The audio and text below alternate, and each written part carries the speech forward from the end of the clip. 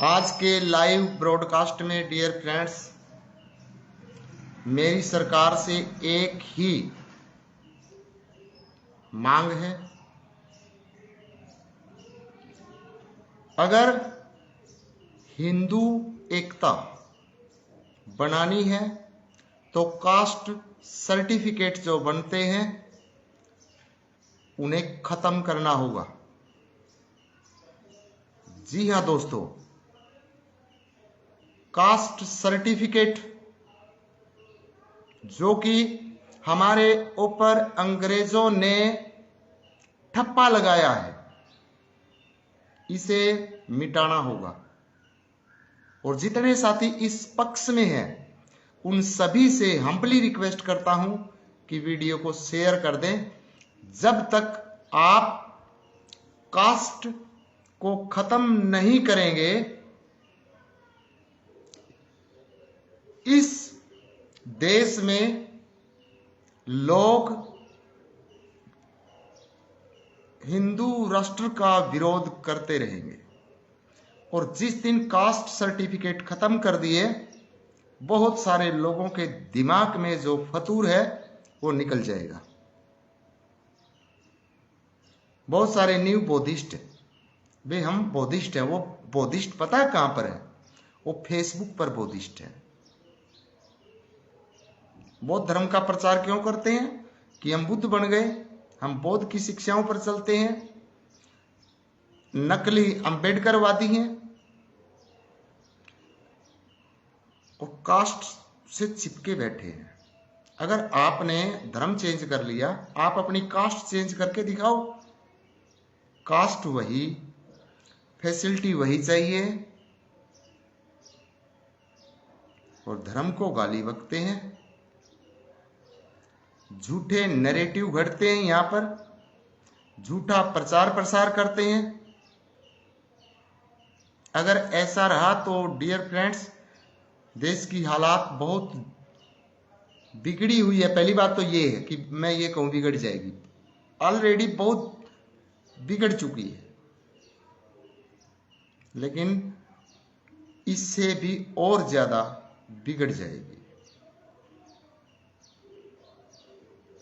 Cast के आधार पे जो हिंदू धर्म को बांटा गया है, इस कास्ट को ही खत्म कर दे।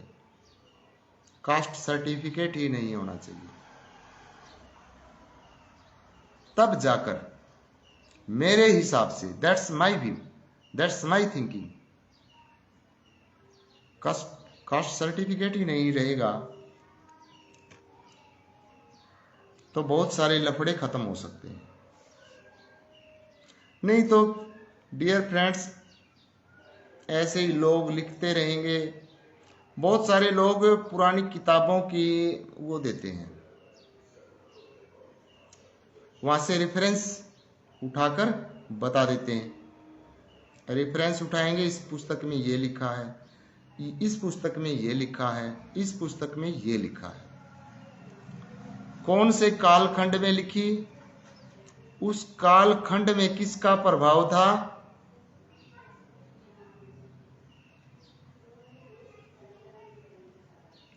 उस चीज पर भी तो विचार करना चाहिए।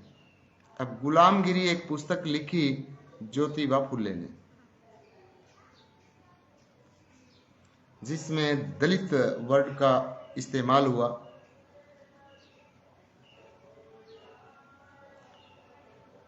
और ये मतलब सेवा भाव को क्या बताया? सेवा भाव को क्या बता दिया? गुलाम। मतलब अगर हम किसी की सेवा करते हैं, सेवा का मतलब क्या होता है? सर्विस। तो इसका मतलब तो जितने सर्विसमैन हैं ये सारे गुलाम हैं। शब्दों का डियर फ्रेंड्स किस तरीके से अर्थ निकाला जाता है। हम किसी की सेवा करते हैं, सेवा मीन्स सर्विस करते हैं।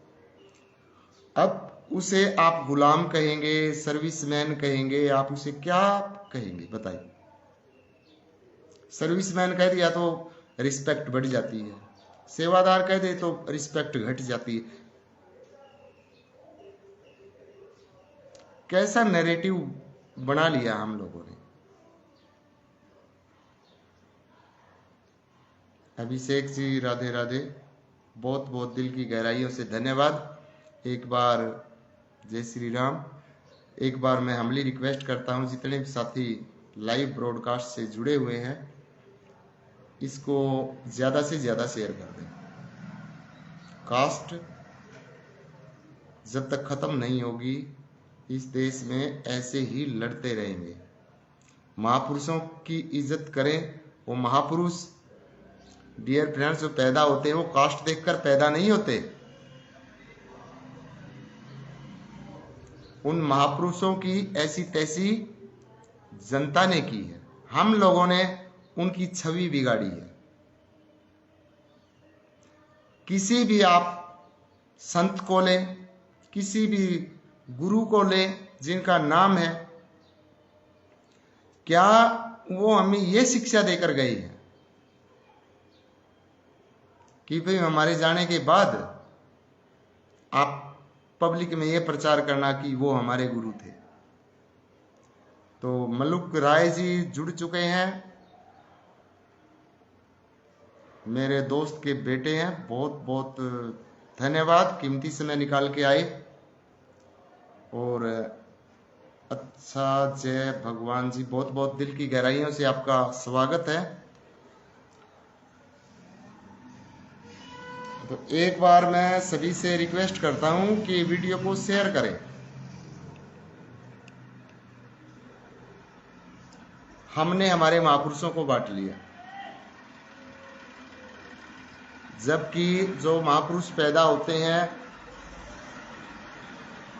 वो कोई जाति देखकर पैदा नहीं होते। हम किसके घर में पैदा हुए हैं, क्या हमने ये कहा था कि हमारा जन्म यहाँ होना चाहिए। बहुत बहुत धन्यवाद, जय भगवान जी। मलुक राय जी बहुत बहुत धन्यवाद। एक बार शेयर कर दे, और जितने ग्रुपों से आप जुड़े हुए हैं वहां भी वीडियो को शेयर करें। हमने आवाज उठानी है, और आवाज उठाने का समय आ गया है। नहीं तो ऐसे ही आप, जैसे अब ये जो देश में घटना घटी है, अभिषेक जी बहुत अच्छा बोल रहे हैं जी, बहुत बहुत धन्यवाद अभिषेक जी, यादव जी बहुत बहुत धन्यवाद। आज का लाइव ब्रॉडकास्ट एक लंबा ब्रॉडकास्ट होगा। क्षमा चाहता हूं कि मैं 1 बजे का समय था, लेकिन 1 बजे लाइव नहीं आ पाया, क्योंकि मैं कहीं 2 लाइव से और जुड़ गया। और दूसरी बात, मेरे फोन की स्क्रीन में भी प्रॉब्लम आ चुकी है, लगभग खराब ही हो चुका है।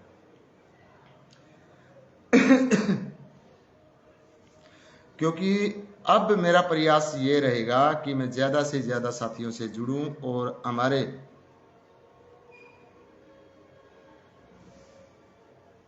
हम आपके साथ हैं। जय भगवान जी, बहुत बहुत धन्यवाद। मैं आपके साथ हूं, क्योंकि हमने हमारी आने वाली पीढ़ियां बचानी है। हमने हमारे जो, आप जिसे भी मानते हैं, जिसकी भी आप रिस्पेक्ट करते हैं, आप सिर्फ और सिर्फ उसी व्यक्ति की रिस्पेक्ट करते हैं जिसने कुर्बानियां दी हैं, जिन्होंने यातनाएं सहन की है, जिन्होंने गालियां सहन की हैं। उन्हीं का इतिहास में नाम लिखा जाता है, क्योंकि वो कुछ करके जाते हैं। और जो कोई करता है ना, उसे सुनना भी पड़ता है। मैं डियर फ्रेंड्स 2-3 दिन पहले ज्योतिबा फुले की पत्नी सावित्री बाई फुले पर लाइव आया था। बोला ये विद्या की देवी है। क्यों विद्या की देवी? वो उसे ABCD आती थी, इसलिए अंग्रेजों के मिशनरी स्कूल में पढ़ाती थी, इसलिए विद्या की देवी है वो। जय भगवान जी, जय भीम, बहुत बहुत धन्यवाद, जय भगवान जी। लेकिन उनके बारे में थोड़ा सा और अच्छे से नॉलेज करना, इन लोगों के भाषणों से दूर रहना, क्योंकि इन लोगों ने अपनी राजनीतिक रोटियां सेकनी है। और ये भोली भाले जो समाज को एक गलत दिशा दे रही है।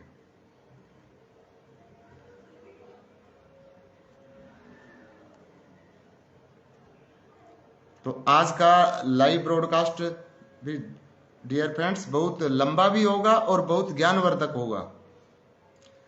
तो उन्होंने कहा कि सावित्री बाई फुले ये विद्या की देवी ये होनी चाहिए, सरस्वती नहीं होनी चाहिए।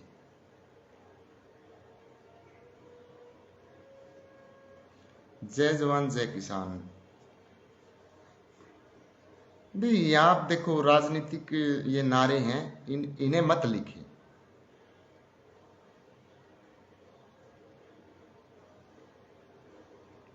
जय जवान जय किसान लाल बहादुर शास्त्री ने नारा दिया था, जय जवान जय किसान।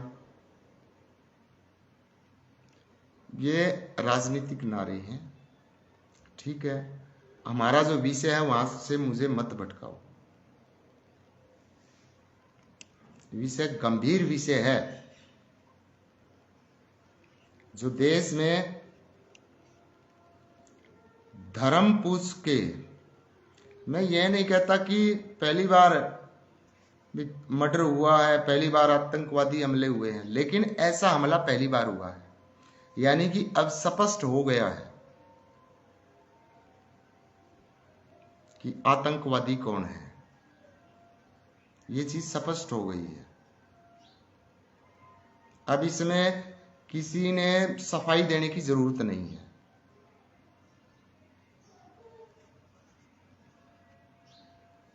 और मैं सरकार से आग्रह करता हूं, और मेरे आग्रह करने से कुछ नहीं होगा जब हर व्यक्ति आवाज उठाएगा कि कास्ट को खत्म करें। भाई बिल्कुल बिल्कुल भाई जाओ। मुझे ऐसे लोगों से जुड़ना भी नहीं है।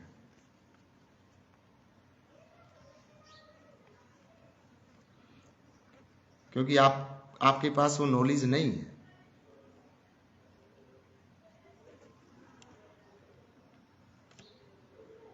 जय भीम लिख देने से आप ये साबित करना चाहते हो आप पढ़े लिखे हैं।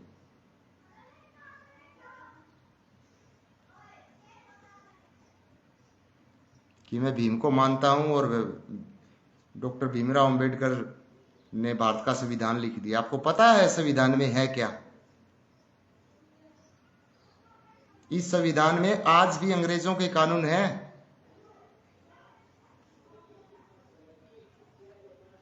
कभी जाके देखना, पढ़ना। कभी कोर्ट में गए हो?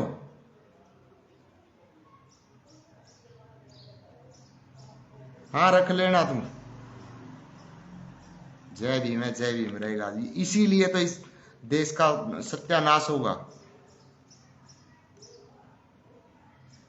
कभी भारत का संविधान पढ़ा है? पढ़ा है संविधान? आपको पता है संविधान में क्या लिख रखा है? संविधान में ये जो देश में जो पुलिस कानून है, आप बता सकते हैं कौन से सन का कानून है ये? 1860 में तेरा बाप पैदा हो रहा था। डॉक्टर भीमराव अंबेडकर था। 1860 के कानून देश में चलन लग रहे, फद्दू बनाने लग रहे तुम। इस बंदा यो करेगा दिमाग खराब। इसने मैं इतने स्क्रीन भी काम को नहीं करती। मैं डिलीट करूं, इस ब्लॉक मारूं इस तरह के बंदे ने। जय हो बड़े भाई संगीता यादव जी, बहुत बहुत दिल की गहराइयों से धन्यवाद आपका। देश में अंग्रेजा के कानून नीति भी चलन लग रहे हैं। संविधान नचके भी रहे हैं। इन्हें तो ऐसी तैसी करवा रखी है। बोला बुद्ध बन गए। बुद्ध फेसबुक पर तो बुद्ध बन जो हो, और कागजा में तो हमारा वही चीज चाहिए। हमारा रिजर्वेशन चाहिए, जन्मसिद्ध अधिकार है, फलाना अधिकार है। बामणा के ऊपर दोष लगा दो 1 मिनट में।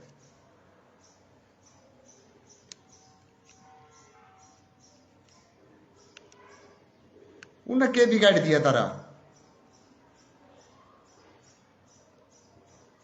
उनने कहा था मैं पशुओं के चमड़े पड़ो। पूरा डियर फ्रेंड्स आपे बोलिया करा सीधे। आपने तो जिसने बुरा मानना है बेशक बुरा मान जो। मैं तो इस पक्ष में हूं कि जातिवाद खत्म होना चाहिए। क्या की जाति है? क्या मतलब जाति सर्टिफिकेट बनवाओ?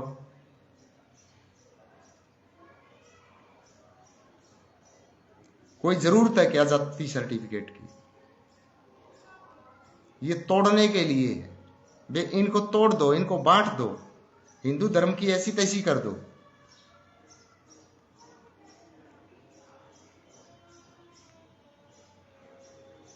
अगर कोई साथी ये मानता है कि हमारे जो ऋषि मुनि रहे हैं, जिन्होंने हजारों साल तपस्या करके ज्ञान अर्जित किया, उस ज्ञान की अगर आप रिस्पेक्ट करते हैं तो वीडियो को शेयर कर दें। और अगर आप भी छोटा मोटा अगर कोई इस प्रकार का, संगीता यादव बहुत बहुत धन्यवाद बहन, आप ऐसे वंश में पैदा हुई हो, यदुवंशी। बहुत बहुत दिल की गहराइयों से आपका धन्यवाद करता हूं। लेकिन लोग यदुवंशी को मानते नहीं है, लेकिन हम समझाएंगे। हमारा प्रयास रहेगा कि हम जो भगवान श्री कृष्ण जी ने हमें गीता का ज्ञान हमारे लिए छोड़कर चले गए, अब भगवान श्री कृष्ण जी दोबारा नहीं आएंगे। ये बात नोट कर लेना। पता क्यों नहीं आएंगे? क्योंकि वो हमें गीता का ज्ञान देकर चले गए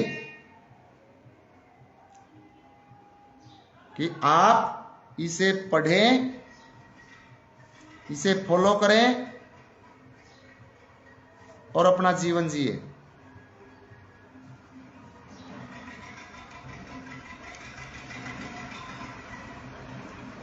संगीता यादव जी ने लिखा है सादर। मैं अक्षमा चाहूंगा बहन जी कि मैं आपके, मेरे फोन की स्क्रीन है ना काम नहीं कर रही। चरण स्पर्श बड़े भैया नहीं, इतने मान सम्मान के काबिल नहीं हूं, लेकिन इन लोगों ने जो झूठ बोल रहे हैं इन न देख के छोड़ा गया था। मैं वहां क्षमा चाहता हूं कि मैं गाना सुनाना चाहता था, बट स्क्रीन में दिक्कत आ गई। तो जितने साथी इस लाइव ब्रॉडकास्ट को सुन रहे हैं, उन सभी से हम्बली रिक्वेस्ट करता हूं कि आप ज्यादा से ज्यादा वीडियो को शेयर करें और कास्ट सिस्टम को खत्म करने के लिए मांग उठाए। अब समय की जरूरत है। जितने भी हमारे हिंदू भाई मारे गए हैं, उन्होंने शहादत दे दी। क्यों मारे गए? अब आप एक बात बताओ कि क्या उनकी जात पूछी थी किसी ने? जो आतंकवादी थे उन्होंने किसी की जात नहीं पूछी। उन्होंने सिर्फ ये पूछा आपका धर्म कौन सा है, क्या आपको कलमा आता है, कलमा नहीं आता। किसी ने अगर कलमा पढ़ भी दिया तो उसका पैंट या पजामा खोलकर देखा है कि ये हिंदू है या मुस्लिम है। और हम यहां जाति में बटे बैठे हैं।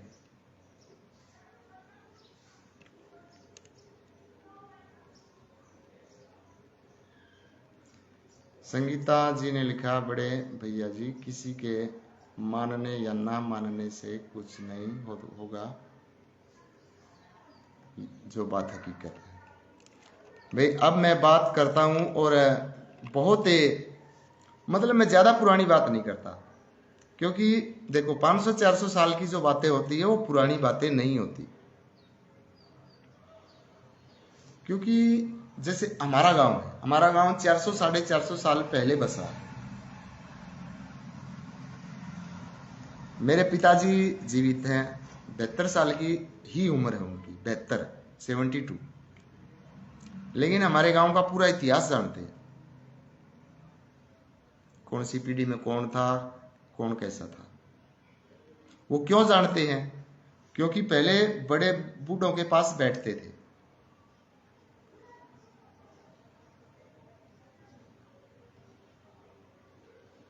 भैया हम सब हिंदू हैं। बहुत बहुत धन्यवाद। ये जो यहाँ मुस्लिम है ये भी हिंदू ही है, बस इन्हें शर्म आती है अब हिंदू का बोलते हुए। इनकी 7वीं 8वीं 10वीं पीढ़ी उठाएंगे तो सारे के सारे हिंदू हैं जो हमारे देश में है। हिंदू ही इनका कल्चर है। लेकिन कुछ लोग अपने स्वार्थ के चक्कर में, पैसे के लिए, कुछ लोगों का माइंड वॉश हो जाता है, क्योंकि बचपन से बेचारे ट्रेनिंग ले रहे हैं, वो भूल गए हैं कि हम क्या है। मलुक राय जी बहुत बहुत धन्यवाद। तो अब आता हूं मैं सावित्री बाई फुल्ले के ऊपर, कि विद्या की देवी सावित्री देवी होनी चाहिए। उससे पहले वाला कोई महिला पढ़ी लिखी नहीं थी। उसने बहुत यातनाएं सहन की। जब वो पढ़ाने जाती थी तो बताते हैं कि उसके ऊपर कीचड़ फेंक देते थे लोग।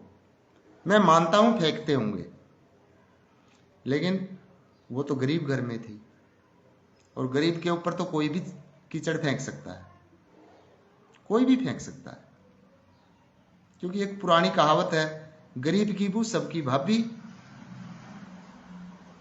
गरीब की बहू सबकी भाभी। वो गरीब की बहू थी तो उसके ऊपर कीचड़ फेंकते हुए, उसे ताने देते होंगे, मैं सारी बात मानता हूं। लेकिन मीराबाई वो गरीब घर की नहीं थी। अब बात आती है मुद्दे की, कि मीराबाई तो गरीब घर की नहीं थी। मीराबाई तो राजा की लड़की थी, राजकुमारी थी, और एक राजकुमार के साथ शादी करती है। करती है नहीं, उसकी मतलब लड़की जवान होगी तो शादी कर देते हैं, ये हमारे समाज का नियम है।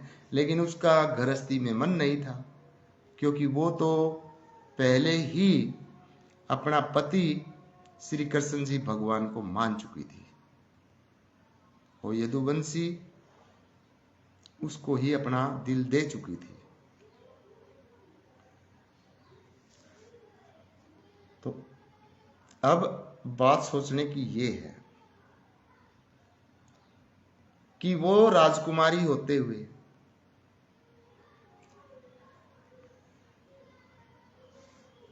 उसके ऊपर समाज ने कितना कीचड़ फेंका है,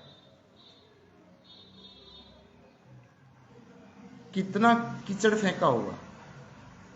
उनके पति बीमार थे और वो जल्द ही स्वर्ग सिधार गए थे।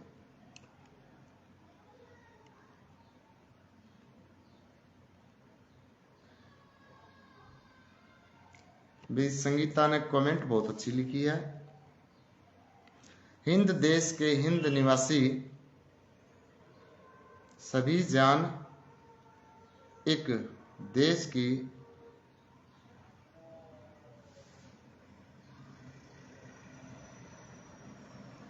भाई स्क्रीन और तक काम ने कौन कर दी, कोनी पूरी पड़ी गई वै, सो सॉरी।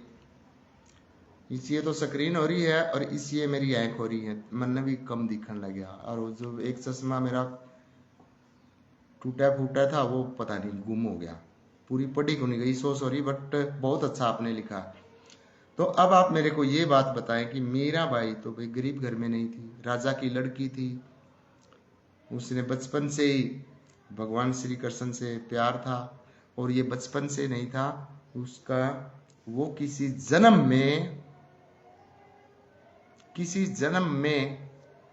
जन्म का मतलब जब श्री कृष्ण भगवान जी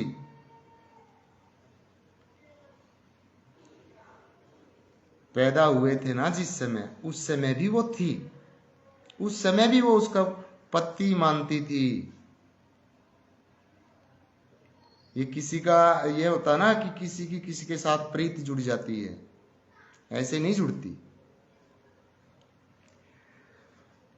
तो उनके जो पति थे भोजराज, वो बीमार थे और वो जल्द ही स्वर्ग सिधार गए। वो बहुत अच्छे इंसान थे,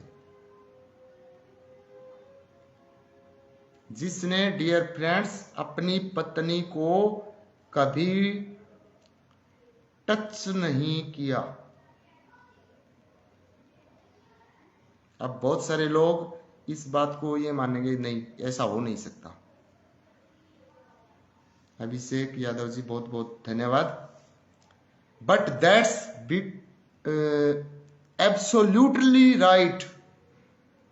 मीराबाई को कभी टच नहीं किया उसके पति ने।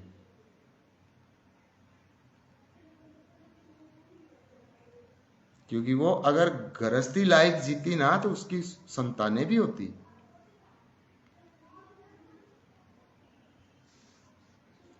मीराबाई ने एक बात बोल दी थी कि मेरे पति सिर्फ और सिर्फ वही नंद गोपाल है, मैं उनकी पत्नी हूं, मेरी सामाजिक हिसाब से उनके साथ शादी, आपके साथ शादी होगी, बट मैं आत्मा से आपको पति नहीं मान सकती। तो जो भोजराज जी जो उनके पति थे, उन्होंने कहा कि आप बिल्कुल सही हैं, आप अपनी भक्ति करें, मैं भी आपको कुछ नहीं कहूंगा। और बहुत जल्द, वो कुछ ही महीने या 1-2 साल के बाद वो एक्सपायर हो जाते हैं, स्वर्ग सिधार जाते हैं।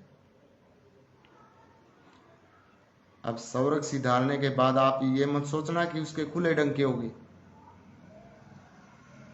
जो लोग ये कहते हैं कि अंग्रेजों ने सती प्रथा बंद कर दी, टोटल झूठ है। जो लोग ये कहते हैं कि महिलाओं को जबरदस्ती जलाया जाता था, टोटल झूठ है। वो जो महिलाएं सती होती थी, वो अपने पति के प्रेम में कि मेरा पति मर गया तो अब मेरा कोई जीवन नहीं है, मैं मेरे पति के बिना नहीं रह सकती। वो अपने धर्म के प्रति इतनी अडिग थी, उन्हें इतना विश्वास होता था कि मेरा पति 7 जन्म तक मेरे साथ है, मैं इसी के साथ मरूंगी और हमारा पुनर्जन्म होगा। क्योंकि हिंदू जो फिलॉसफी है ये पुनर्जन्म को मानती है। आज लोग कहते नहीं, पुनर्जन्म नहीं है, होता है। आप लाखों एग्जाम्पल देख सकते हैं, होता है पुनर्जन्म। हमारे घर में जो पशु पक्षी आते हैं, उनके साथ भी हमारा कोई ना कोई संबंध है। कानून, अरे कानून तो सिर्फ आदमियों के लिए है, पशुओं के लिए क्या कानून है? कोई कानून है?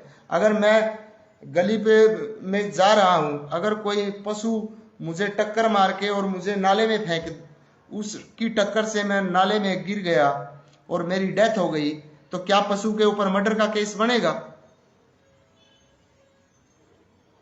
बनेगा क्या? जो लोग कहते हैं कि हम तो संविधान से बड़ा किसी को मानते ही नहीं, क्यों बोल देते हैं ऐसी बातें? संविधान तो सिर्फ ठीक है, ये संविधान जो है ये कितने देशों से लिया हुआ संविधान है और ये सिर्फ आदमियों के लिए है। लेकिन जिसने ये सृष्टि रची है, उसने क्या सिर्फ आदमी बनाए हैं? उसने और कुछ नहीं बनाया।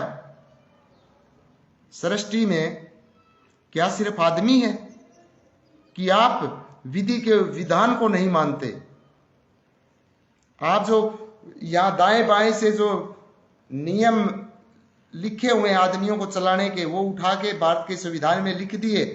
अंग्रेजों के कानून आज भी देश में चल रहे हैं। 1860 के कानून, डियर फ्रेंड्स, आज भी पुलिस कानून क्या है? 1860 वाला एविडेंस एक्ट क्या है?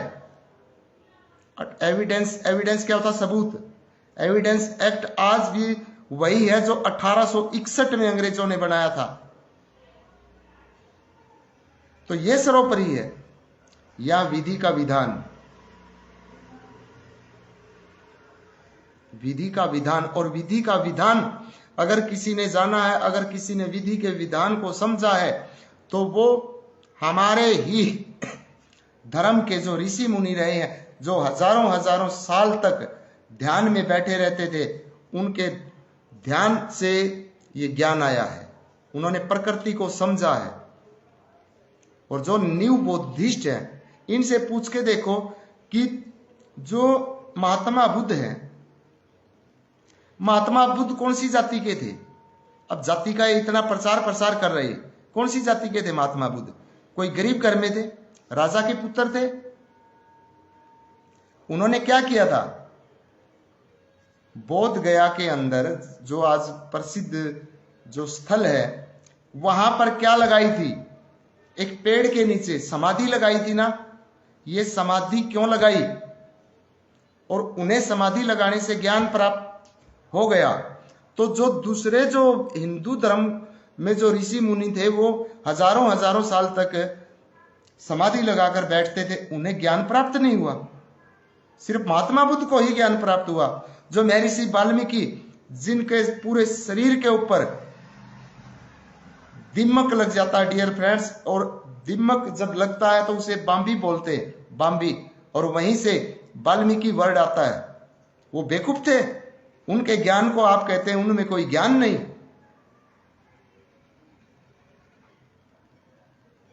जिनका पूरा शरीर मिट्टी का ढेर बन गया, एक जगह समाधि में ध्यान में इतने लीन हो जाते हैं कि उनका शरीर मिट्टी बन जाता है, दिमक लग जाती, दिमक पूरे शरीर को खा जाती है। उन्हें तो ज्ञान प्राप्त नहीं हुआ। कैसी कैसी विचारधाराएं हमारे देश में प्रचारित कर रहे हैं ये लोग। उनके ज्ञान को नहीं मानते, उनकी रामायण को नहीं मानते, उस रामायण को काल्पनिक बताते हैं, उस महाभारत को काल्पनिक बताते हैं कि ये तो काल्पनिक है। शर्म की बात है।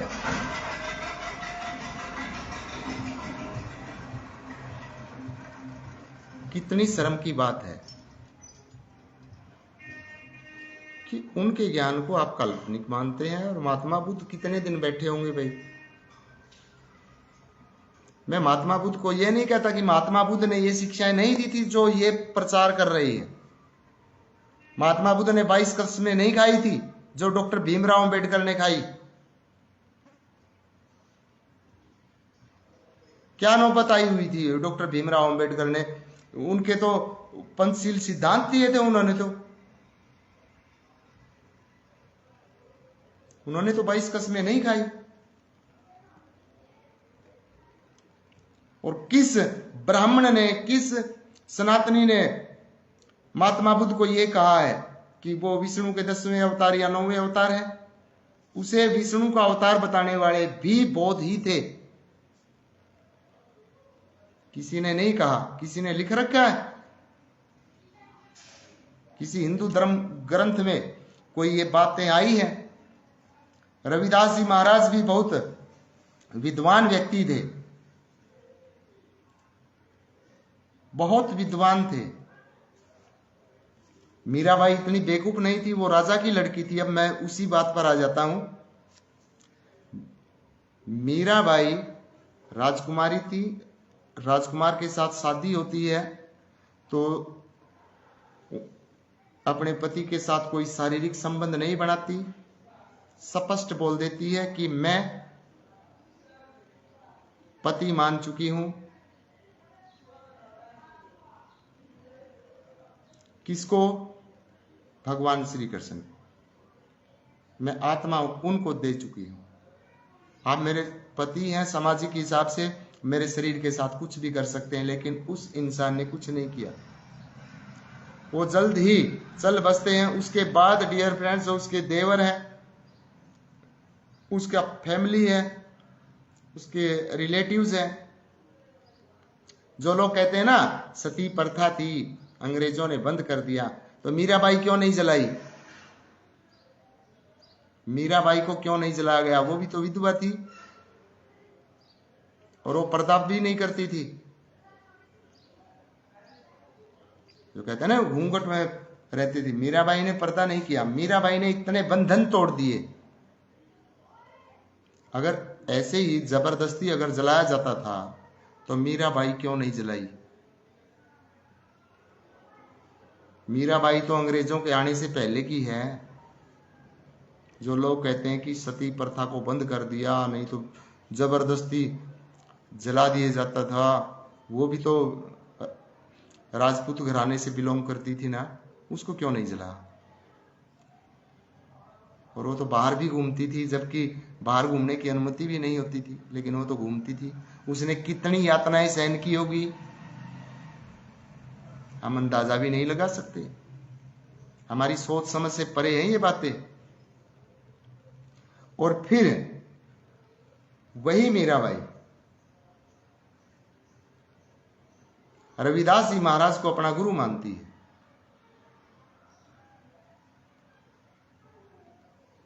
तो अगर इतना ही जातिवाद था तो रविदास को गुरु कैसे बना लिया उसने? रविदास जी महाराज की जाति देखी या रविदास जी महाराज का ज्ञान देखा? कोई व्यक्ति जाति देखकर गुरु बनाता है क्या? इसकी ये जाति है, मेरा ये गुरु बनेगा। ये हमने उन महापुरुषों की, उन संतों की हमने ऐसी तैसी की है, हमने अपनाए है। वो सबके थे, हमने हमारी जात के हिसाब से बना लिए, ये हमारा, ये हमारा है, हम ये हमारा है। जबकि वो सबके थे। उनको लिमिटेड किसने किया? हमने। अगर मेरी बात झूठ लग रही है डियर फ्रेंड्स किसी को भी, तो कमेंट कर सकते हैं। तो मीराबाई, डियर फ्रेंड्स, मीराबाई को मारने की कितनी साजिश हुई, जहर तक पिला दिया गया। फिर लास्ट एंड फाइनल क्या होता है कि मीराबाई को अपनी ससुराल से निकाल देते, कहते भाई तू हमारी है ही नहीं। फिर वो जाती है जैमल के पास। जैमल फत्ता के किस्से सुने होंगे आपने। अब मैं पूरे, ये तो फिर ऐसे तो वही बात एक महीने भी खत्म नहीं होगी अगर मैं पूरी बात डिटेल में बताऊंगा। तो नाम से आपको थोड़ा थोड़ा ध्यान में आ जाएगा। जैमल फत्ता नाम सुना? जैमल के पास जाती, जैमल के यहाँ रहती कुछ, लेकिन जैमल कहता भाई, जैमल कहता भाई कोई बात नहीं, आपने भक्ति करनी भक्ति करो। फिर वो कहती मैं, मेरा घूमने का मन करता है। उन्हें कहा कोई बात नहीं, घूम ले। और मथुरा काशी द्वारिका वहां घूमती है और लास्ट में कई दिन हो जाते हैं तो जैमल का जो एरिया था साथियों, वहां पे अकाल पड़ जाता है। अकाल पड़ जाता तो अकाल, क्योंकि पहले अकाल बहुत पड़ते थे, अकाल पड़ जाता है तो भूखमरी आई। भूखमरी आई तो जनता जैमल के पास गई, भी अकाल पड़ गया, खाने के लिए कुछ नहीं है। जैमल टेंशन में आया। जैमल ने, जो विद्वान होते थे, अब मैं ब्राह्मण कहूंगा तो उसमें लोग बुरा मान जाएंगे, लेकिन भी वही बताया करते थे और उनमें ज्ञान होता भी था। मैं आज का जो एट प्रेजेंट का ब्राह्मण उसकी बात नहीं कर रहा,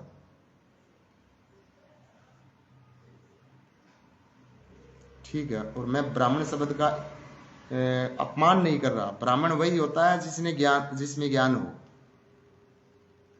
अगर ब्राह्मण के घर पैदा हो गए इसका मतलब ये नहीं कि आप में ज्ञान है। उसके लिए, ज्ञान के लिए तो साथियों मेहनत करनी पड़ती है, ऐसे तो ज्ञान नहीं होता, रिसर्च करनी होती है।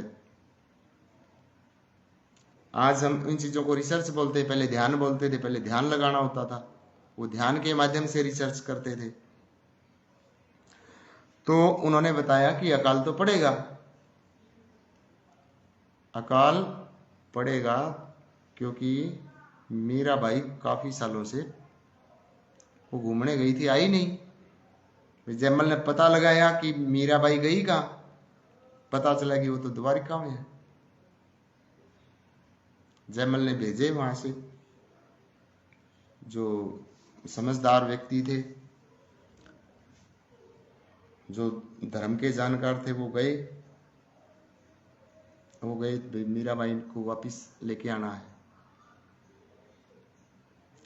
उन्होंने जाके ने पता करा कि वो तो मंदिर में है। मंदिर में गए साथियों, मंदिर में गए तो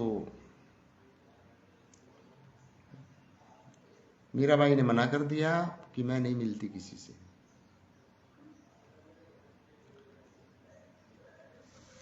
तो उन्होंने हाथ पैर जोड़े और वो मीराबाई कहने लगी, देखो मैं बताती हूँ सोच के। लेकिन उसका जो द्वारिका मंदिर में जहां बैठी थी, वो क्योंकि श्री कृष्ण को ही भगवान मानती थी, तो कहने लगी, हे परमेश्वर, मैं इनके साथ नहीं जा सकती, मैं अब आपकी शरण में ही रहूंगी। और डियर फ्रेंड्स, ये कोई ज्यादा पुरानी बात नहीं है कि मैं ये कह दूं कि ये तो लाखों साल पहले हुई थी। ये कोई 500 साल पुरानी बात है। और 500 साल पुरानी बातों के लिए इतिहास पढ़ने की जरूरत नहीं होती। इतिहास में तो बहुत कुछ गलत लिखा हुआ है। 500 साल का इतिहास आज आप किसी अगर 80, 90, 100 साल के व्यक्ति से पूछोगे, वो बता देगा। हाँ, लेकिन आने वाली जनरेशन नहीं बता पाएगी। क्यों? क्योंकि यहाँ पर ब्रेक लग गया है। जो हमारे जो बुजुर्ग हैं, जो एट प्रेजेंट जिनकी उम्र 80 है, 90 है, 100 है, वो बता सकते हैं। क्यों? क्योंकि वो अपने दादाओं के पास बैठे हुए हैं, अपने पिताजी के पास बैठे हुए हैं, उनके पिताजी उनके दादा के पास बैठे हुए थे, यानी कि ज्ञान ऐसे अर्जित किया हो। लेकिन अब ब्रेकअप आ गया है। अब दादा पोता का कोई कनेक्शन नहीं है। जो मॉडर्न है, दादा पोता का कनेक्शन खत्म, कोई कनेक्शन नहीं बचा। मैं पूरे दावे के साथ कहता हूं, कोई कनेक्शन ही नहीं है। कनेक्शन कैसे हुआ? स्कूल में गया, स्कूल में जाते ही घर वापिस आया, घर वापिस आते ही ट्यूशन पे जा, फिर ट्यूशन पे चला गया। और अब तो मोबाइल फोन भी आ गए। और दूसरी बात डियर फ्रेंड्स, कि जो संयुक्त परिवार थे, मिलजुल के जो रहा करते थे, वो संयुक्त परिवार ही खत्म हो चुके हैं। तो बताते हैं कि मीराबाई श्री कृष्ण भगवान की मूर्ति में ही समा गई। अब बहुत सारे लोग ये सोचेंगे ऐसा हो नहीं सकता। और यही बात मैं कबीरदास जी महाराज के बारे में कहूं,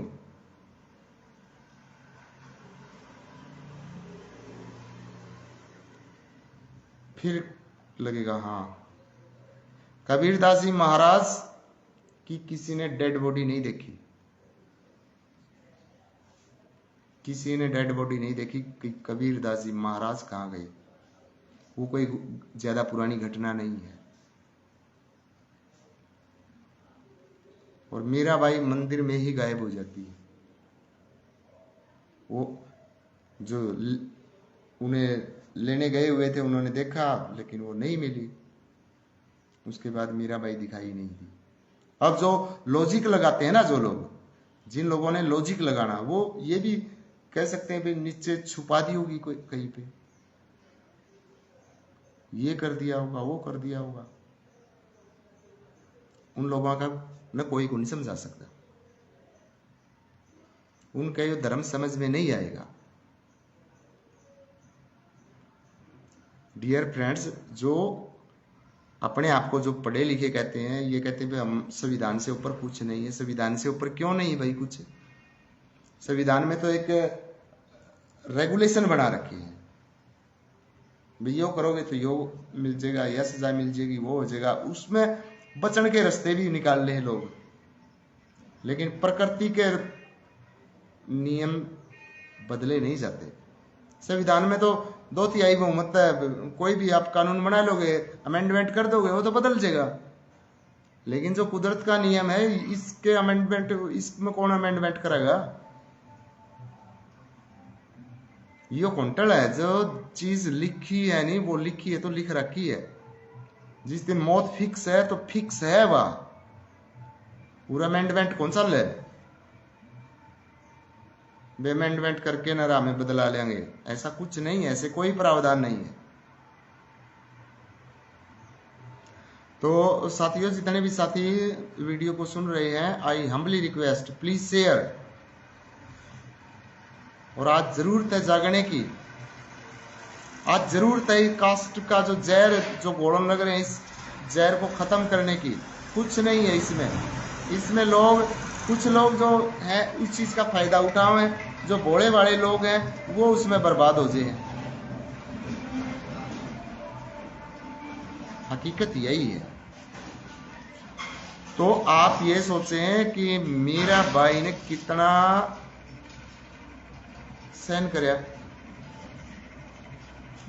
और रविदास जी महाराज ने कितना सहन कराया, उनके बारे में जनता ने क्या क्या कहा होगा, सोच के देखो आप, कितने लांछन लगे होंगे,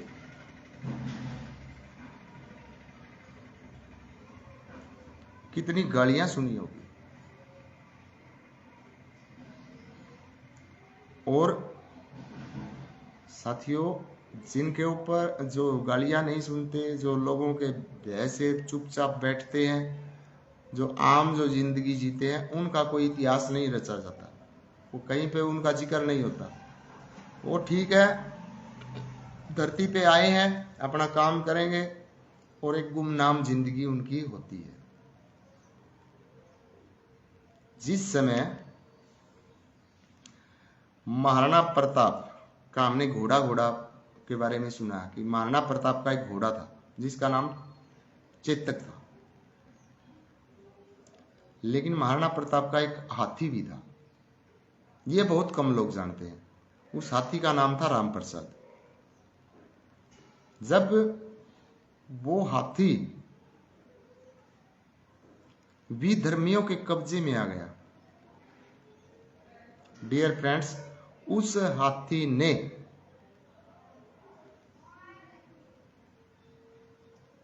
एक महीने तक कुछ नहीं खाया पिया, मर गया।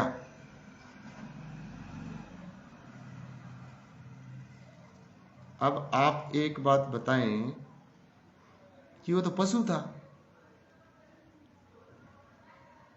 उसमें इतनी समझ कैसे आ गई कि आप अपने स्वामी से दूर हो चुके हैं और ये आपके स्वामी का दुश्मन है, और मैं दुश्मन के घर का नहीं खाऊंगा, मैं मेरे स्वामी के लिए जान दे दूंगा। नहीं, वो खा सकता था। कहां से आई ये चेतना? या फिर ये झूठ है? ये झूठ बिल्कुल नहीं है। अगर कोई दावा करता हो इन बातों में, जो पशु पक्षी हमारे से जो अटैचमेंट होता है, इनका हमारे साथ संबंध है। अगर मेरे आसपास का मुझे कोई सुन रहा है, या मेरे गांव का कोई सुन रहा है, मंदिर के पास मेरा घर है, मंदिर में एक कुत्ता बंधा हुआ है, कुत्ते की नस्ल विदेशी है, उस कुत्ते को एक बार जाकर खुलवा दो। एक बार बाबा जी को ये कह देना कि इस कुत्ते को खोल दो, मैं लिख के देता हूं, कुत्ता खोलते ही मेरे पास आएगा।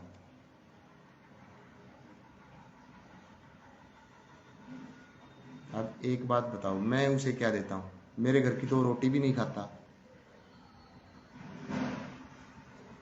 प्रैक्टिकल कभी भी कर लेना, कभी भी कर सकते हो। मैं अब नहीं कहता क्या अटैचमेंट है ऐसा, लेकिन ये चीज साथियों, ये हर किसी के समझ में नहीं आती।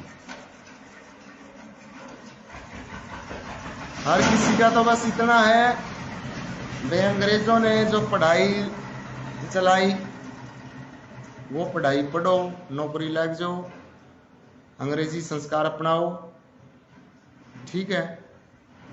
और उसी उन्हीं संस्कारों में अपने माँ बाप की है कि आज हमारे देश में कितने अनाथ आश्रम, कितने वृद्धाश्रम है। क्यों है ये? क्यों है?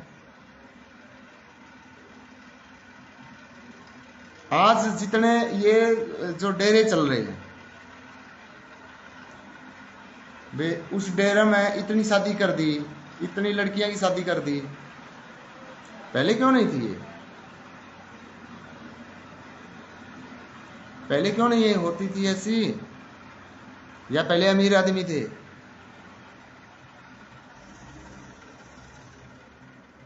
पहले भी गरीबी थी। अगर लड़की के माँ बाप नहीं होते थे, चाचा ताऊ भी नहीं हो, नाना नानी तो 100% मिलेंगे।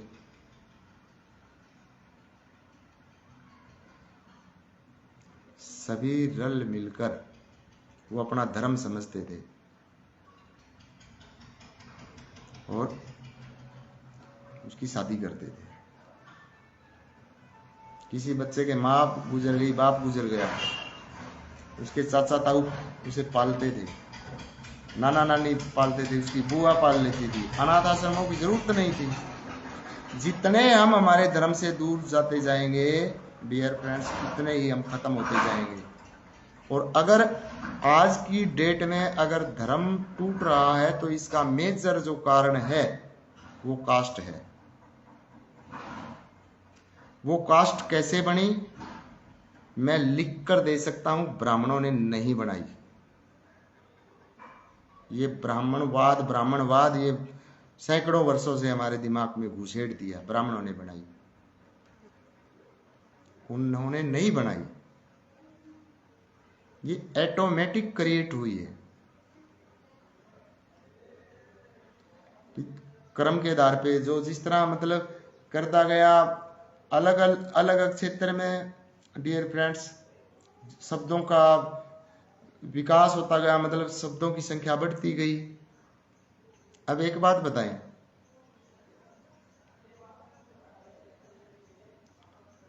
शेड्यूल कास्ट से लेता हूं मैं।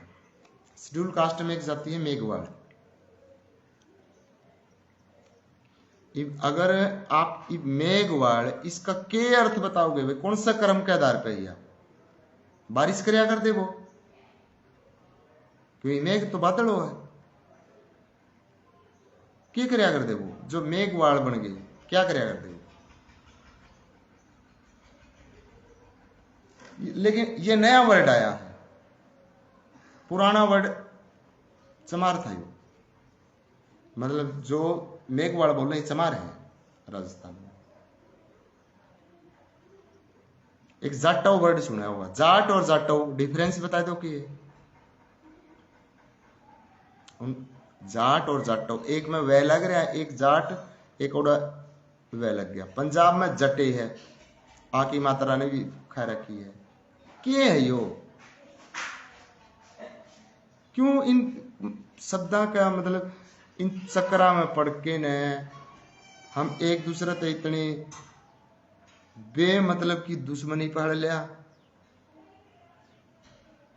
क्यों हम हमारे जो साधु संत हुए वे हमने बांट लिए, यो मारा है, यो मारा है।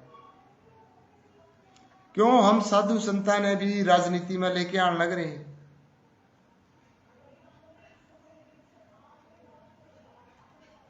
कोई होगी नियर अबाउट 10-12 साल पहले की बात है। मैं वाल्मीकि जयंती पे जा रहे, मैं गांव को नहीं बताऊं, फिर वो गांव वाले फिर क्योंकि मेरा उड़ाना चाहना वो बुरा मान जाएंगे। मैं भी जाऊं, मैं ऋषि वाल्मीकि जयंती मनाने लग रहे, बराबर में अम्बेडकर का फोटो तो रखा है।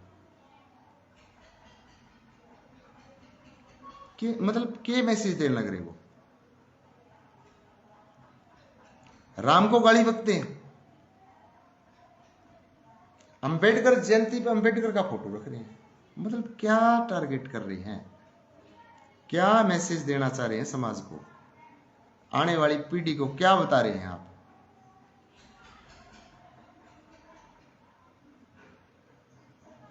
राम को गाली बकना, राम को दलित विरोधी बताना, और रामायण को लिखने वाला जो है महर्षि वाल्मीकि, उनकी जयंती पर अंबेडकर का फोटो है। रामायण को काल्पनिक बताना बेहद काल्पनिक है। शंभुक ऋषि का वध राम ने कर दिया, यह इसने सत्य घटना बताओ है। महाभारत को झूठ मानते हैं। गुरु द्रोणाचार्य ने एकलव्य का अंगूठा मांग लिया, इसने सच बताओ है। अरे कहीं तो डट जो।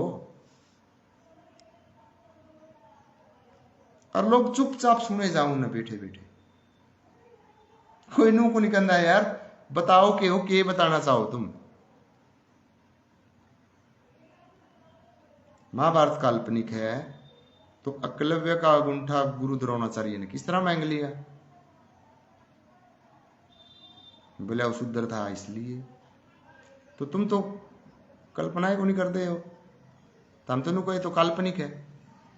देवी देवता काल्पनिक है। डियर फ्रेंड्स, मैं एक बात बताता हूं आपको, मेरी बात चाहे किसी को पिंच बेशक हो जाए, जो कल्पना होती है ना, कल्पना जो होती है,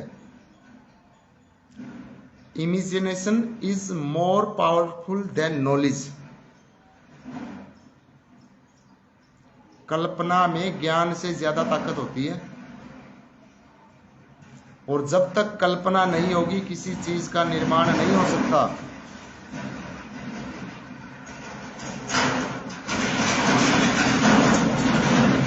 फॉर एग्जाम्पल, जिस मोबाइल फोन को, जिस लैपटॉप को, जिस भी माध्यम से आप मेरे को सुन रहे हैं, ये मोबाइल फोन क्यों है हमारे हाथ में? किसी ने पहले कल्पना की होगी ना, क्योंकि बिना कल्पना आविष्कार नहीं हो सकता। घर का जो डिजाइन है, जिस तरीके से जैसे घर में हम हैं, ये किसी के दिमाग की कल्पना है। कल्पना के बिना कोई चीज मूर्त रूप ले ही नहीं सकती, खोज हो ही नहीं सकती। अगर किसी के अंदर कल्पना करने की क्षमता नहीं है, वो साइंटिस्ट नहीं हो सकता। जो लोग कहते हैं ना हम तो साइंस को मानते हैं, वो ये क्यों नहीं मानते कि बिना कल्पना के साइंस हो नहीं सकती, आविष्कार हो नहीं सकते। पहले किसी के दिमाग में कोई कल्पना तैयार होती है, उसके बाद वो एक्शन लेता है, तो तब हजारों बार प्रयास करके वो अपनी इमेजिनेशन को, अपनी कल्पना को वो मूर्त रूप देता है।